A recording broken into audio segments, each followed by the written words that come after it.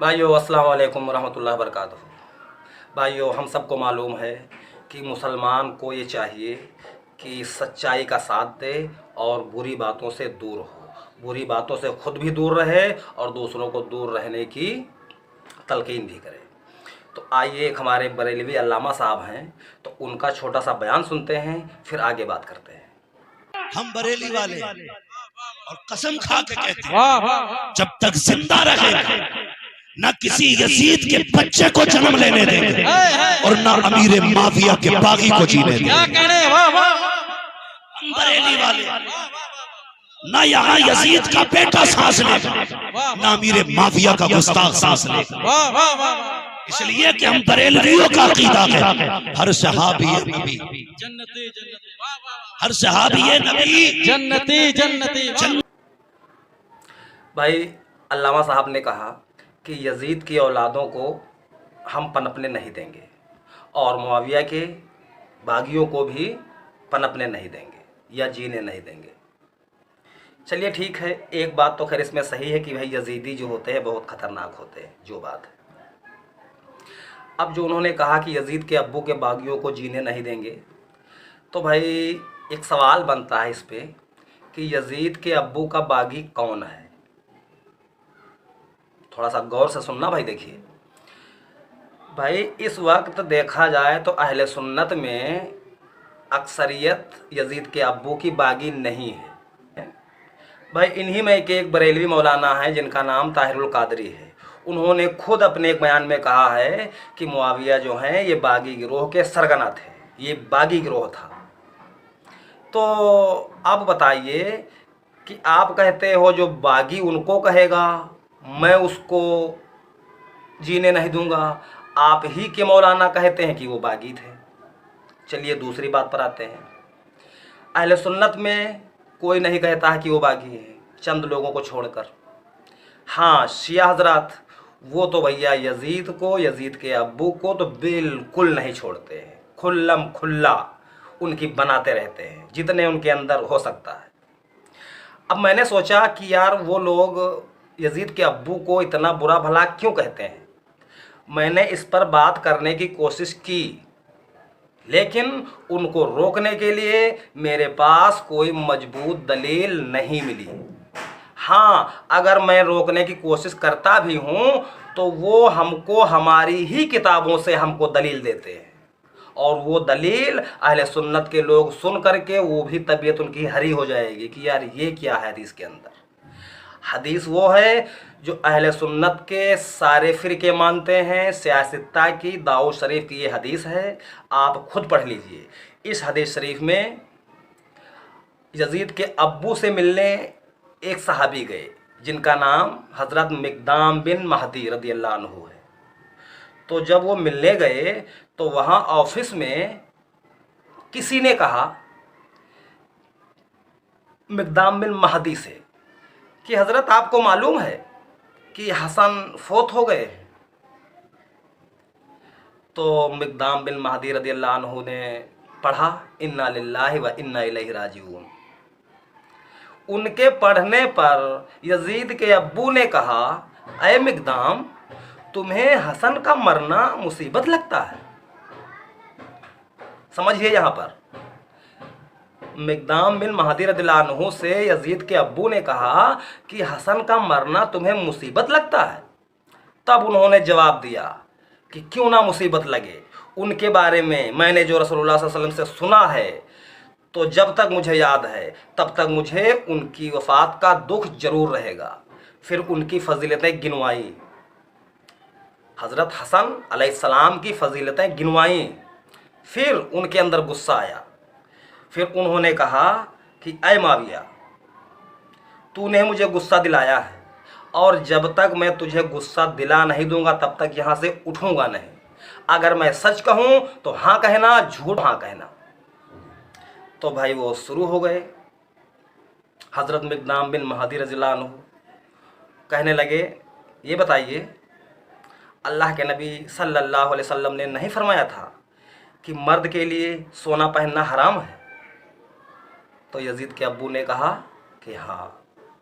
फिर फरमाया, ये बताइए कि अल्लाह के नबी अलैहिस्सलाम ने ये नहीं फरमाया था कि मर्द के लिए रेशमी लिबास पहनना हराम है? तो उन्होंने फरमाया हाँ।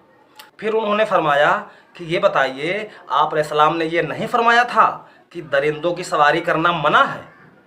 तो यजीद के अब्बू ने कहा कि हाँ। तो उन्होंने मुंह पर कह दिया था कि ओए माविया, ये तीनों काम तेरे घर में हो रहे हैं। समझिए, यहाँ पर साहबे रसूल से बात हो रही है।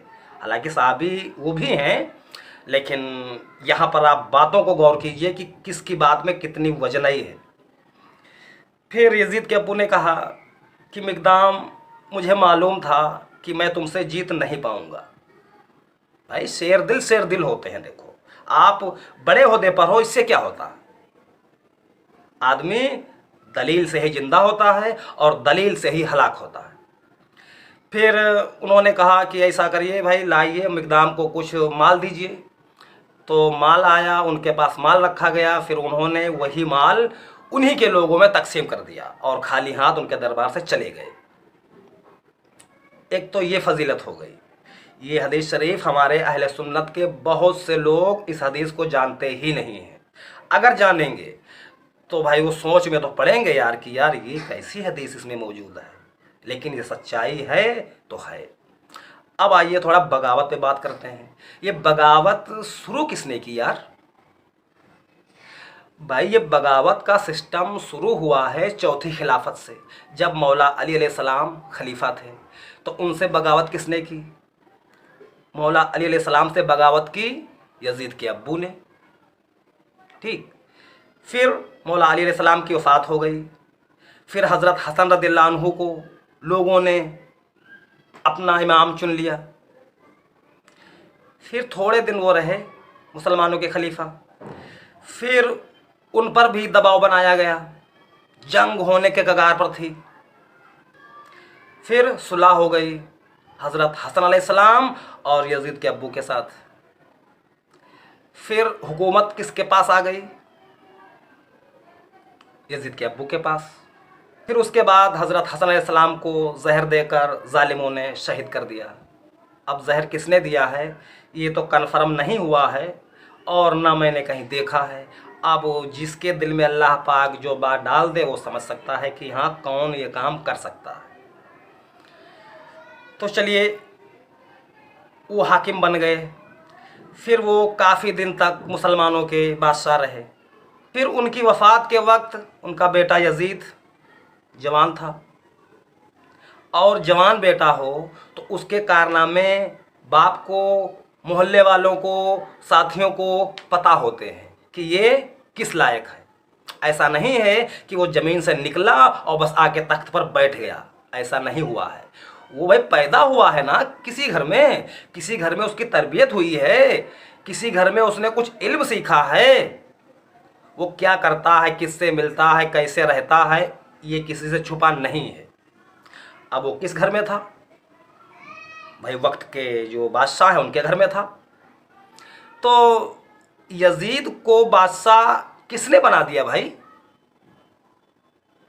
ये जो मौलाना साहब कह रहे हैं कि यजीद की औलाद को मैं जीने नहीं दूंगा, मतलब यजीद इतना खराब, इतना मक्कार, इतना बेकार था, यही बात है ना। तो जब यजीद इतना मक्कार, इतना फरेबी था, तो इस फरेबी इंसान को बादशाह बनाया किसने भाई? भाई जिसने बादशाह बनाया है उनको सोचना चाहिए था यार कि यार ऐसे इंसान को मुसलमानों का हाकिम बनाएंगे तो उम्मत का क्या होगा। लेकिन नहीं सोचा गया, बादशाह बना दिया गया। जब उस जालिम को बादशाह बनाया गया तो आपने देख ही लिया कि वाक़या करबला किस तरह से हमारे सामने आया है। तो यजीद ही पूरा दोषी नहीं है, सिस्टम ही दोषी था, जो बात है, क्योंकि वो अकेला था। और कुछ लोग ये भी कहते हैं कि यजीद को किसी ने बादशाह नहीं बनाया, वो अपने आप आकर बन गया था। तो यार कैसी बात करते हो यार, इतनी बड़ी मुसलमानों की आबादी हो, एक आदमी अपने आप बादशाह बन सकता है? आप बताइए कैसे बन सकता है भाई? मिसाल के तौर पे आज हम भारत में रहते हैं, मिसाल के तौर पे भारतीय जनता पार्टी है और कांग्रेस है। तो अब हमें ये बताइए कि ये दो पार्टी केंद्र में सरकार बनाने की दावेदार हैं। अब अगर कोई कहे कि किसी एक छोटी पार्टी का कोई छोटा सा नेता उठ करके वो गया प्रधानमंत्री बन गया, तो कैसे बन जाएगा यार? भाई जो दावेदार होगा, जो उस लेवल का होगा, वही बनेगा। तो भाई यजीद इतने बड़े खानदान का था, इतने बड़े घर का था, इतना अमीर था, तो उसको लोगों ने बनाया है।